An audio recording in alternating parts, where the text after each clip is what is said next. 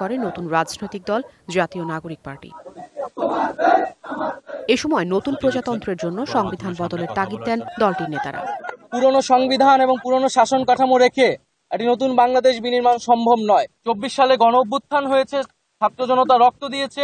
আমরা কেবল সরকার পরিবর্তন নয়, বরং শাসন কাঠামো সহ পুরো সাংবিধানিক পরিবর্তন করে নতুন একটি বাংলাদেশের যাত্রা শুরু করতে চাই, যেখানে প্রকৃত গণতন্ত্র, ইনসাফ এবং সাম্য নিশ্চিত করা সম্ভব হবে।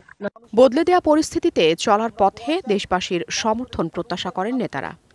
জাতীয় নাগরিক পার্টি এনসিপি তার কার্যক্রম শুরু করেছে যেন বাংলাদেশের সকল সম্প্রদায়ের মানুষকে, সকল ঘরানার মানুষকে, সকলের জন্য একটা আস্থাভাজন রাজনৈতিক দল হিসেবে আমরা আমাদের যাত্রা শুরু করতে পারি।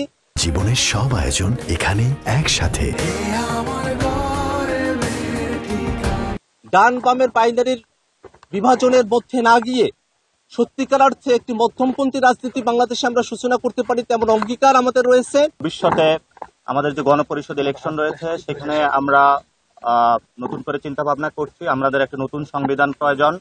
সাথে সাথে যে পার্লামেন্টারি বডি রয়েছে সেটা নিয়েও আমরা চিন্তা ভাবনা করছি। লোকাল ইলেকশন যেটা রয়েছে সেটা নিয়েও আমরা চিন্তা ভাবনা করছি। পুরো বিশ্ববাসীকে বলতে চাই, বাংলাদেশের জনগণ, মাটি এবং মানুষের যারা রয়েছেন, পুরো আকাশের মধ্যে ইনকিলাব জিন্দাবাদ লিখে দিবে ইনশাআল্লাহ।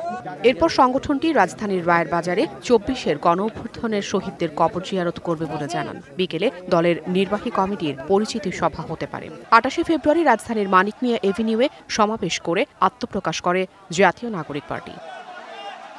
Afrin Anwar, DBC news, Dhaka.